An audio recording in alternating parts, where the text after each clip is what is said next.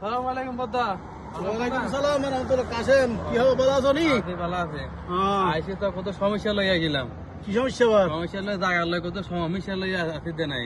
হ্যাঁ। মানে আর ভাই সাহায্য লম্বা লম্বা বাগ করে বেলাই। হুম। এতে কেন একরবা মানুষ হুম। মানে কেন আনে বুঝাইন তারে।